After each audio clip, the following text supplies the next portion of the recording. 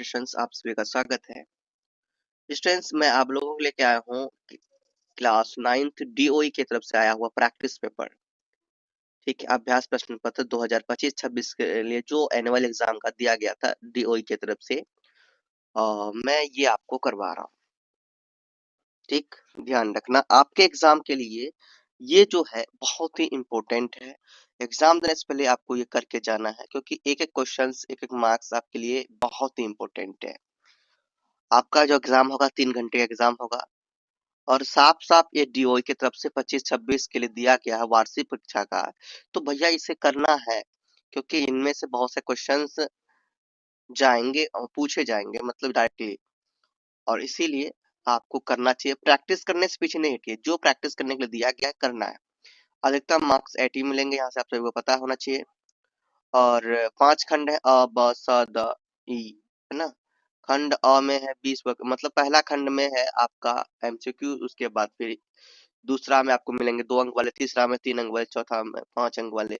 ठीक है, कुछ इसी प्रकार। तो चलिए टाइम वेस्ट नहीं करते, स्टार्ट करते हैं। कैलकुलेटर को लेके नहीं जाना है।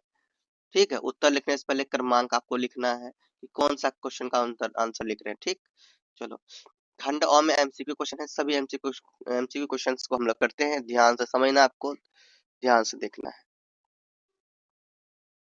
पहला जो क्वेश्चन है आपका रैखिक समीकरण का, रैखिक समीकरण है ना। 5y 5 into 2y minus 4 plus 3x minus 4y minus 7 equal to 0 में y का गुणांक क्या होगा।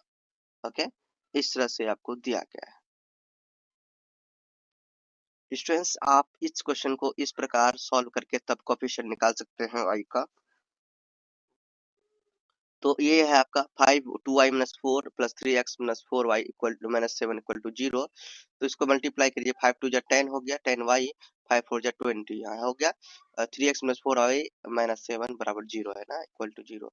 एंड आप यहाँ कर क्या करेंगे, ये 10y है और ये कितना है 4y। 10y में 4y चले गया, 6y बचा।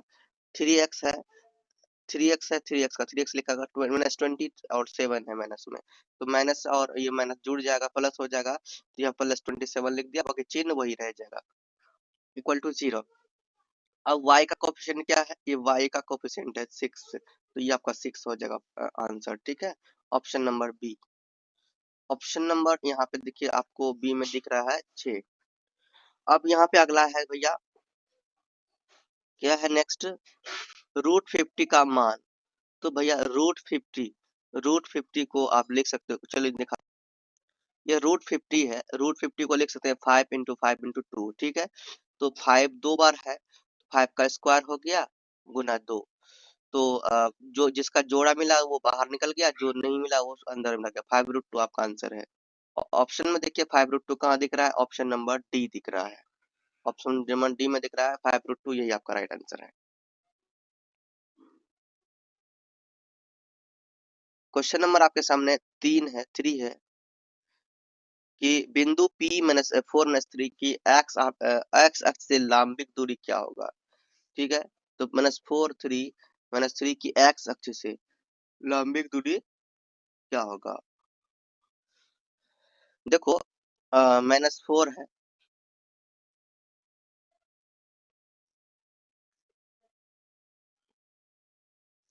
मान लो ये है ना, इस तरह बनेगा।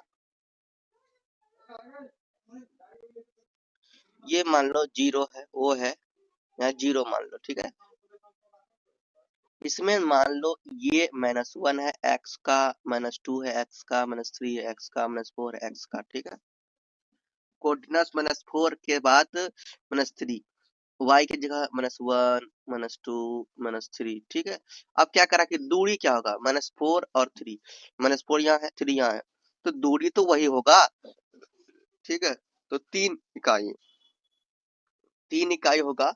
तो भाई हमें डिस्टेंस पता करना है, तो ऑप्शन नंबर आपका सी हो जाएगा 3 यूनिट। ठीक है, ऑप्शन नंबर 3। तो यहाँ देखो आप चाहेंगे तो इसे सी नंबर में भी दे, सी नंबर -3 इकाई है लंबित दूरी, तो x से -3 इकाई आप दे सकते हैं। ठीक, बट हम लोग डिस्टेंस को मेजर करते हैं तो हम क्या लिखते हैं, यूनिट्स को लिखते हैं, तो यहाँ पर 3 इकाई भी आपका हो सकता है। ठीक, तो 3 इकाई आप दे सकते हैं।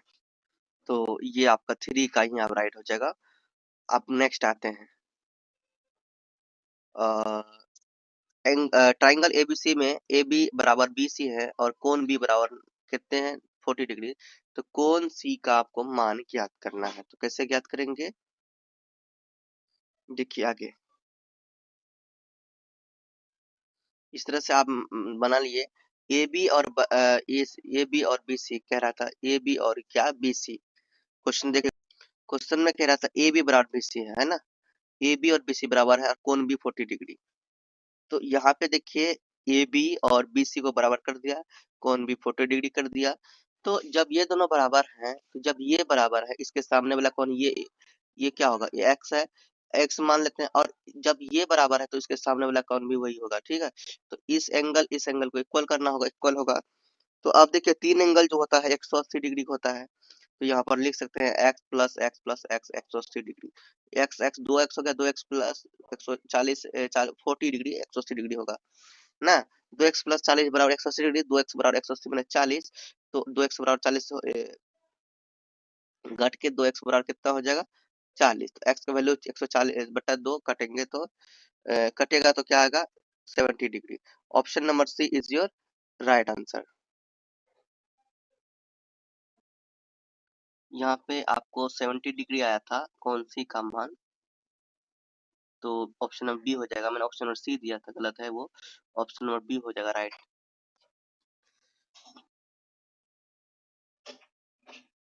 5 नंबर में दो प्रतिच्छेदी रेखा द्वारा बनाए गए त्रिभुज को चित्र में दिखाया गया है यहाँ पे। और यहाँ पे त्रिभुज टीओई सर्वांगसम है त्रिभुज एसओडी के। सिद्ध करने के लिए क्या अतिरिक्त जानकारी की आवश्यकता है, यहाँ पे देखिए ये आपसे क्या कर रहे हैं, पूछे जा रहे हैं, ठीक है।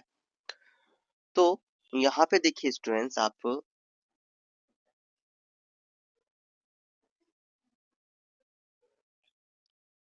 यहाँ पे सिद्ध करने के लिए अतिरिक्त क्या जानकारी दिया हुआ है।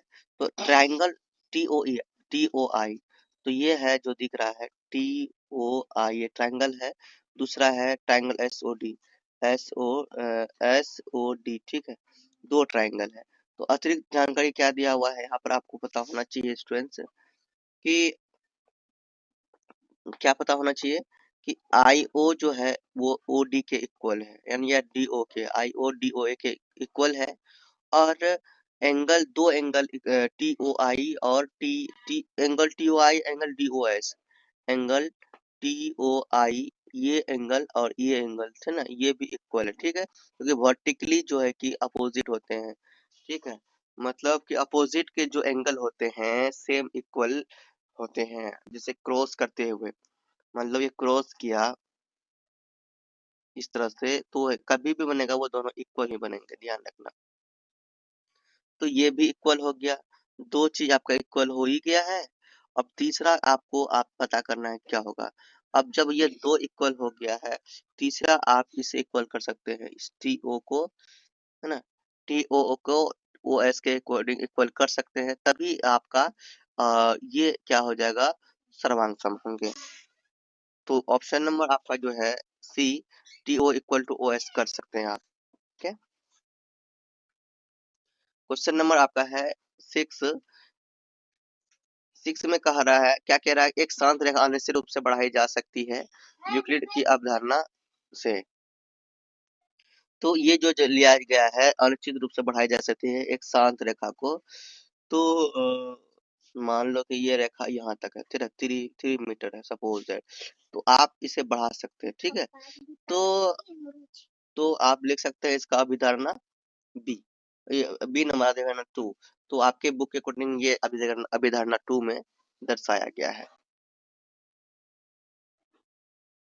एक अर्धगोले का वक्र पृष्ठ क्षेत्रफल पूछ लिया है ना, तो भाई क्षेत्रफल याद होना चाहिए, फॉर्मूला याद कर लीजिएगा, बहुत जरूरी है इसे। तो एक अर्धगोले का वक्र पृष्ठ जो क्षेत्रफल होगा, ये ध्यान देना आप लोगों को। तो एक वो अर्धगोले का जो वक्र पृष्ठ क्षेत्रफल होगा वो किसके अकॉर्डिंग होंगे, 2πr²। किसके अकॉर्डिंग होंगे? 2πr। एक अर्धगोले का जो वक्रफल क्षेत्रफल होंगे 2πr² के इक्वल होंगे। क्वेश्चन नंबर 8 है, दो संकेंद्रित वृत्तों में समान होते हैं। मान लो कि एक ये वृत्त है और एक ये वृत्त है, ठीक है।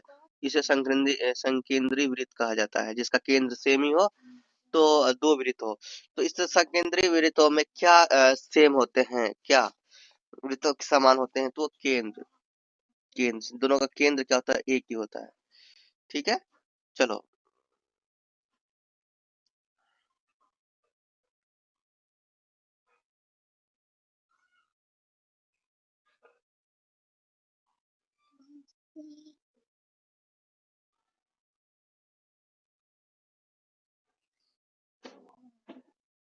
अच्छा मैंने 9 नंबर बता दिया, मैंने 8 नंबर तो बताया नहीं। पी एक्स बराबर 4x² 3x का पावर 4 प्लस 2x प्लस 1 की घात।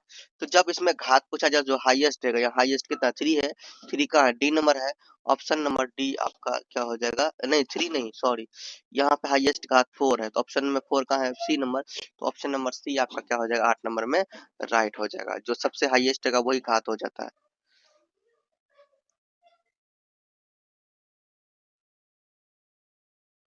10 नंबर निम्नलिखित में कौन सा एक चरबला बहुपद है? तो इस तरह से ये है एक चरबला जिसमें स्क्वायर ना हो, जो निर्मल जैसे नॉर्मल लिखा हो, जैसे एक्स प्लस वाई के रूप में नॉर्मल लिखा हो, ठीक। जिसमें कोई डिग्री मतलब एक्स्ट्रा डिग्री ना हो, 2 3 4 इस तरह से कोई डिग्री ना हो, जो सीधी लिखा हो, और एक्स और वाई दोनों होना चाहिए, तभी वो क्या कहलाएंगे भैया? बहुपद कहलाएंगे। तो एक चर वाला बहुपद यहाँ पर दिख रहा है कहीं पे? यहाँ पर दिख रहा है 3x+2, ठीक है। 3x+2 एक चर वाला बहुपद दिख रहा है। ऑप्शन नंबर बी हो जाएगा 10 का। 96 डिग्री का प्रतिवर्ती कोण, तो 96 डिग्री का प्रतिवर्ती कोण अगर कहेगा 360 में 96 को घटा देंगे, जब ये घटाइएगा तो आपका आएगा 240, ठीक है, डिग्री। 240 कितना आएगा? 240 कह रहे हैं, एक बार घटा के आप लोग देख लीजिए कितना आता है।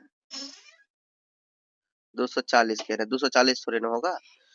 यहाँ पे घटाते हैं, प्रतिवर्ती कोण 360 में घटाएंगे 96 को, ठीक है।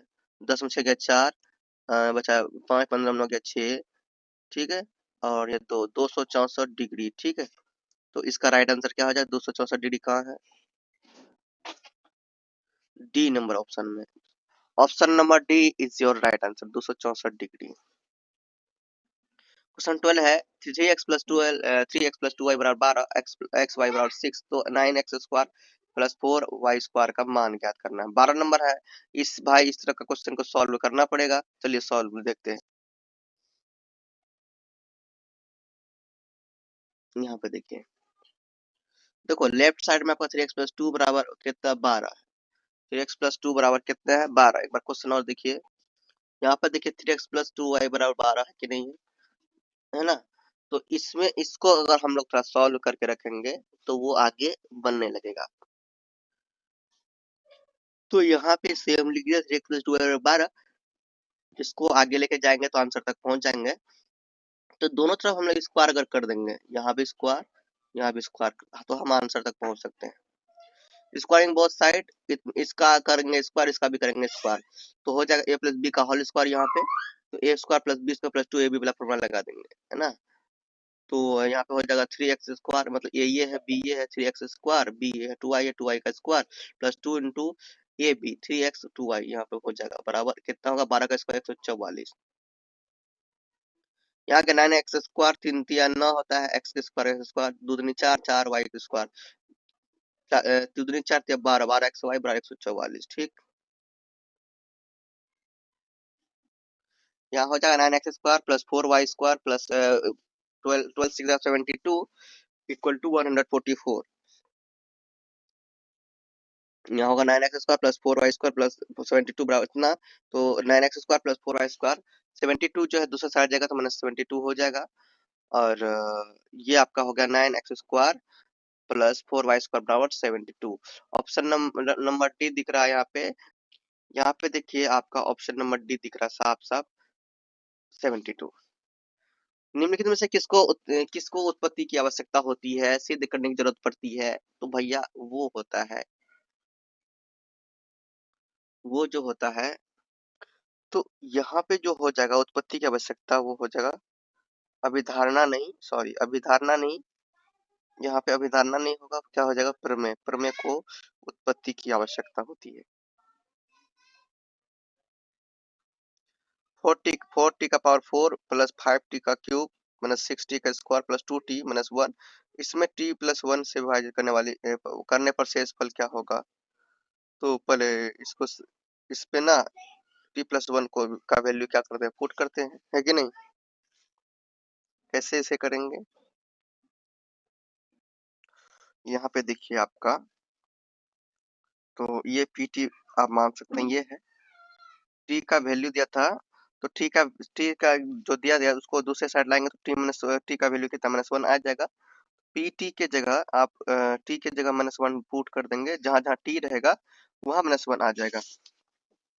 तो 4 -1 का पावर 4 प्लस 5 t क्यूब है तो -1 का क्यूब माइनस 6t स्क्वायर है, 6 गुण इंटू -1 का स्क्वायर प्लस 2 इंटू -1 ठीक है। यहाँ के इसके अकॉर्डिंग आपने t जहां जहां था वहां -1 डाल दिया। अब इसे हम लोग क्या करते हैं, सॉल्व कर लेते हैं। 4 इंटू -1 का पावर 4 प्लस 5 इंटू -1 का पावर 3, तो ये हो गया 6 इंटू -1 का पावर 2, उसके बाद 2 इंटू टी था 2t -1, ठीक। अब इसको सॉल्व करेंगे तो 4 का 4 हो गया, 1 का पावर 4 है, तो भाई पावर पॉजिटिव है। यहाँ तो जो है ये इवन नंबर में है तो भाई यहाँ प्लस आ जाएगा, 4 इंटू 1 हो गया। माइनस कैसे हुआ? 5 इंटू ये नेगेटिव है तो माइनस होगा, 5 इंटू -1 तो -5 प्लस माइनस यहाँ प्लस है और यहाँ -5 है तो -5 हो गया, ठीक है। यहाँ पे अगला देखो, माइनस का माइनस कर दिया, देखो माइनस का स्क्वायर प्लस हो जाएगा, ठीक। लेकिन और यहाँ पे क्या हो गया, उसी तरह से इसका माइनस आ जाएगा, माइनस आ गया है और यहाँ स्क्वायर हो जाएगा, ठीक है। तो यहाँ 1 आएगा तो 6 गुना 1 6 होता है, बट यहाँ पर माइनस है तो प्लस माइनस माइनस हो जाएगा। और यहाँ पे 2 इंटू -1 है तो -2 होगा, फिर वहाँ आगे -1 है। आगे इसको लिख देंगे आप 4 गुना 1 4 लिख दिया, -5 -6 -2 -1, ठीक है। सॉल्व करेंगे तो 4 का 4 हो गया, ये सारा नेगेटिव है, सब जोड़ दो, 6 5 11 11 2 13 1 14, 4 में 14 चले जाएगा तो -10 आपका क्या हो जाएगा, आंसर हो जाएगा। तो यहाँ पे देखिए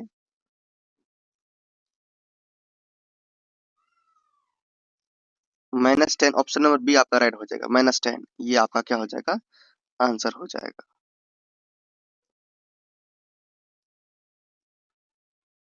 देखो यहाँ पे आकृति में ए बी और सी डी ओ वाले वृत्त की दो बराबर जीवाएं हैं और ओपी और ओ की क्रमशः जीवाओं ए बी सी डी पर लंब है। यदि पी ओ क्यू बराबर 140 डिग्री दिया हुआ है तो कोण A P Q plus C Q P है ना, ए पी कितना क्यू, ए पी क्यू और सी क्यू पी, तो इसका क्या करना है, वैल्यू निकालना है, ठीक है। दोनों जोड़कर जो वैल्यू आएगा वो निकालना है, तो इसे सॉल्व करते हैं। इसे बिना सॉल्व किए भी निकाल सकते हैं। कैसे निकाल सकते हैं भैया?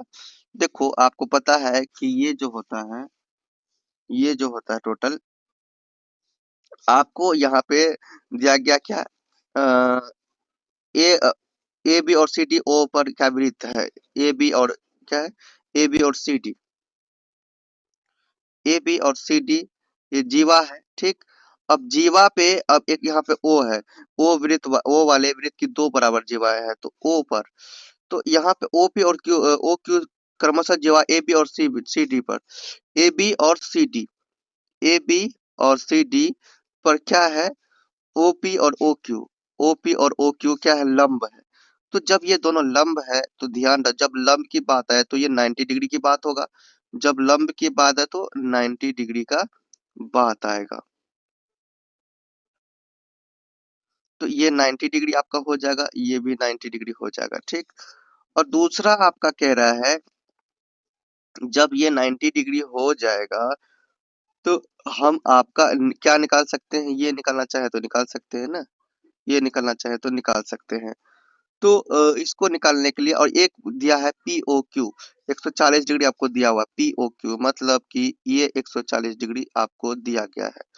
तो आप यहाँ पर देखिए, ये जो है थोड़ा से बड़ा कर दो, ये तो जो लंब है, लंब कैसे होगा, ये दोनों को मिला के लंब होगा, ये दोनों को मिला के लंब होगा, ठीक है। तो यहाँ पे 180 डिग्री, यहाँ पे टोटल जो आपको दिया 140 डिग्री दे दिया है, तो 40 डिग्री दे दिया है, तो ये आपका बचेगा कितना डिग्री, 20 डिग्री। यहाँ भी बचेगा कितना डिग्री, 20 डिग्री। ये 20 डिग्री बच गया और 20 डिग्री यहाँ बच जाएगा, तो ये आपका कितना डिग्री होगा, ये दोनों मिलाएंगे तो ये 20 डिग्री, ये दोनों अगर मिलाएंगे, यहाँ 20 डिग्री अगर है तो यहाँ 70 डिग्री इधर बचा, क्योंकि 90 डिग्री है तो 70 डिग्री बचा, यहाँ पे 90 डिग्री 70 डिग्री, तो 70 70 140 डिग्री हो जाएगा। क्या आएगा, 140 डिग्री। ठीक, 70 इधर भी बचा, यहाँ 20 है तो ये 70 बचा, 90 में तो 70 बचा, 70 और 70, ये डिग्री आपको पता चलेगा। तो पता कितना चला, 140। ठीक है, ये 70 डिग्री हो जाएगा, ये 70 डिग्री, दोनों को जब जोड़ देंगे 140 हो जाएगा। ऑप्शन नंबर सी आपका राइट हो जाएगा। 16 नंबर में x का वैल्यू निकालना है, तो बहुत इजी है, इसे आप इजीली निकाल सकते हैं। देखो, इससे x का ही वैल्यू निकालना और क्या करना है, 2x + 5 = 13, 2x = 13 - 5, 5 उधर जाएगा, 2x बराबर कितना हो गया, 8 हो गया, 13 5 गया तो 8 हो गया, तो x का वैल्यू क्या हो जाएगा, 8/2। ठीक, तो x का वैल्यू 8/2 कितना हो जाएगा, x बराबर 4। तो ऑप्शन नंबर सी जो हो जाएगा वो राइट हो जाएगा। ऑप्शन सी में यहाँ पे 16 नंबर के ऑप्शन सी में आपका 4 है, ये राइट हो जाएगा। दो चरवाहे रैखिक समीकरण का ग्राफ दर्शाता है, दो चरवाहे रैखिक समीकरण का ग्राफ क्या दर्शाता है, ये आपको बताना है। तो ये एक रेखा को दर्शाता है। ठीक, बी नंबर आपका राइट हो जाएगा।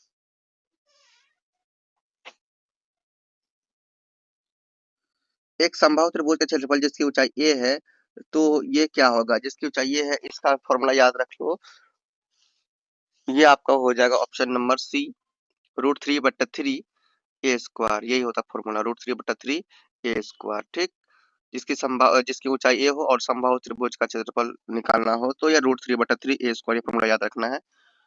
19 और 20 में अभिधारणा है, तो यहाँ पे देखिए, जब दोनों सही हो तो आपका ये होता है, एक सही और एक गलत हो, यानी कि दोनों दोनों अभिकथन कारण और सत्य हो, बट कारण जो हो सही व्याख्या नहीं हो तो बी लगाएंगे, कारण सही हो मतलब अभिकथन सही हो, कारण गलत हो तो सी लगाएंगे, अभिकथन असत्य हो लेकिन कारण असत्य हो तो डी लगाएंगे। ठीक है,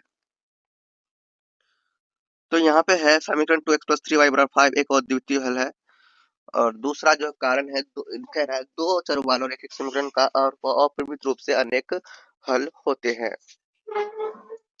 तो यहाँ पे आप क्या देंगे कि ये जो कह रहे हैं समीकरण 2x + 3y = 5 का अद्वितीय हल है, ये जो कह रहे हैं, ये क्या कह रहे हैं, ये कह रहे हैं बिल्कुल असत्य कह रहे हैं। क्या कह रहे हैं, असत्य कह रहे हैं। दूसरा जो है वो सत्य कह रहे हैं कि दो चरवाहा रैखिक समीकरण के अपरिमित से अनेक हल होते हैं।